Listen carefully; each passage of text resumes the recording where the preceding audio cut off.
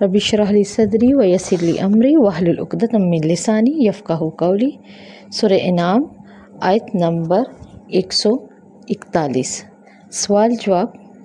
آیت نمبر 141۔ اور وہ اللہ ہی ہے جس نے باغات کو پیدا کیا، گچھوں پر چڑھائے ہوئے اور نہ چڑھائے ہوئے، اور کھجوروں کو اور کھیتوں کو اور کھیتیوں میں، اور اس کے مختلف پھل، اور زیتون انار کو باہم ملتے جلتے بھی ہیں اور اس میں نہیں بھی ملتے جلتے، اس کے پھلوں میں سے کھاؤ جب وہ پھل لائیں، اس کی کٹائی کے دن اللہ تعالیٰ کا حق ادا کرو اور حد سے نہ گزرو، یقیناً اللہ حد سے گزرنے والوں کو پسند نہیں کرتا۔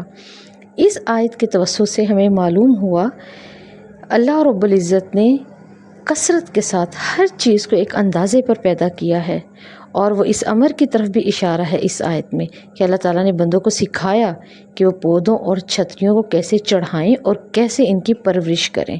تو اس آیت میں ہمارے لیے یہ سوال ہے، اور اللہ تعالیٰ نے ہمیں غور کی یہ دعوت دی ہے، اور سوال ہے اللہ تعالیٰ انسان اور کائنات کا خالق ہے، اس نے رزق فراہم کرنے کے لیے دونوں میں کیسے ہم آہنگی پیدا کی۔ اب ان دونوں کے اندر کیسے اللہ تعالیٰ نے آہنگی پیدا کی ہے؟ وہ ایسے کی ہے، انسان کے جسم کو غذا کی ضرورت ہے تو اللہ نے درختوں پر غذائی مواد لٹکا دیا ہے۔ انسان کی زبان میں مزے کا احساس ہے تو اس کے لیے پھلوں میں تسکین کا انتظام کر دیا۔ انسان ذوق جمالیات رکھتا ہے تو اللہ نے پوری کائنات کو حسین ترین بنا دیا۔ انسان کو سواری کی ضرورت ہے تو اس کے لیے اس نے جانور پیدا کیے جو اس کے لیے نقل و حمل کا ذریعہ بنتے ہیں۔ کائنات اور انسان میں ہم آہنگی ایک ہی خالق، ایک ہی مالک اور رازق کے بغیر ممکن نہیں ہے۔ آیت نمبر 147۔ پھر بھی اگر وہ آپ کو جھٹلائیں تو آپ کہہ دیں تمہارا رب وسیع رحمت والا ہے، اس کا عذاب مجرم لوگوں سے ہٹایا نہیں جائے گا۔ ربکم ذو رحمت واسعہ۔ اللہ تعالیٰ کی رحمت ساری مخلوق کے لیے ہے، اس لیے اس کی رحمت کے حصول کے لیے ایسے اسباب اختیار کیے جائیں جس کی بنیاد محمد صلی اللہ علیہ وسلم پر نازل ہونے والی وحی ہے۔ اس کی رحمت میں وسعت ہے، کیسے؟ کیونکہ وہ محسن ہے۔ اللہ تعالیٰ دوست کے لیے بھی رحیم ہے اور دشمن کے لیے بھی رحیم ہے۔ اللہ تعالیٰ مجرموں کو بھی ڈھیل دیتا ہے اور خطاؤں پر گناہ پر توبہ کریں اور توبہ کے لیے بھی انہیں وقت دیتا ہے۔ تو اس آیت میں اللہ رب العزت نے انسان کو ہمہ گیر رحمت کی تلاش کا شوق دلایا ہے۔ آیت نمبر 148۔ جن لوگوں نے شرک کیا وہ بہت جلد کہیں گے اگر اللہ چاہتا تو نہ کرتا، نہ ہم شرک کرتے، ہمارے باپ دادا بھی شرک نہ کرتے، ہم کسی چیز کو حرام ہی نہ کرتے۔ اس طرح ان لوگوں نے بھی جھٹلایا جو ان سے پہلے تھے، ایسی بات انہوں نے بھی کہی تو ہمارا عذاب چکھ لیا۔ آپ پوچھیں کیا تمہارے پاس کوئی علم نہیں تو تم اسے ہمارے لیے نکال لو؟ تمہیں گمان کے سوا کسی اور چیز کی پیروی نہیں کرتے مگر صرف قیاس آرائیوں کی۔ تو اس آیت میں اللہ تعالیٰ نے انسانوں کے افعال میں اور ان پر جبر نہیں کیا، اگر وہ چاہیں تو کوئی کام سر انجام دیں، چاہیں تو نہ دیں۔ تو اس آیت میں سوال ہے لوگ حق کو چھوڑ کر اس گمان کے پیچھے کیوں بھاگتے ہیں جس کا انہیں علم نہیں؟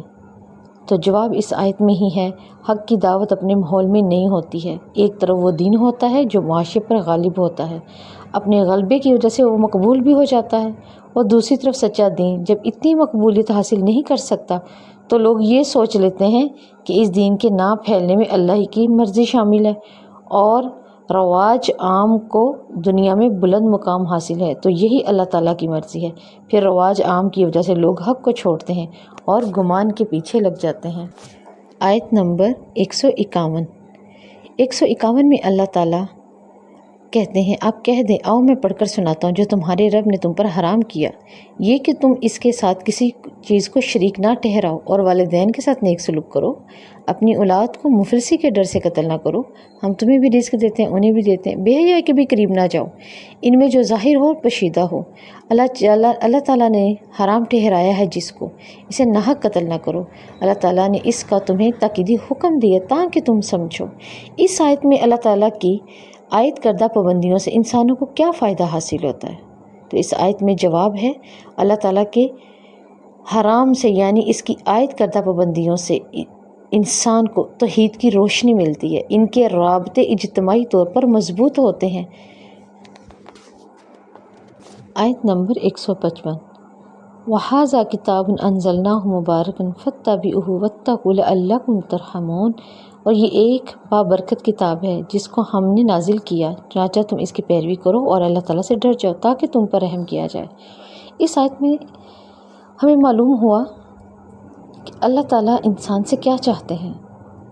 سوال ہے اللہ تعالیٰ کی کتاب کا مقصد کیا ہوتا ہے، اور جواب اس آیت میں ہے انسان اپنے رب کی ملاقات پر یقین کرے، انسان ذمہ دارانہ زندگی گزارے، انسان اس کتاب کے احکامات کی پیروی کرے، اللہ کے تقوی کو اختیار کرے تاکہ اللہ اس پہ رحم کرے۔ آیت نمبر 157۔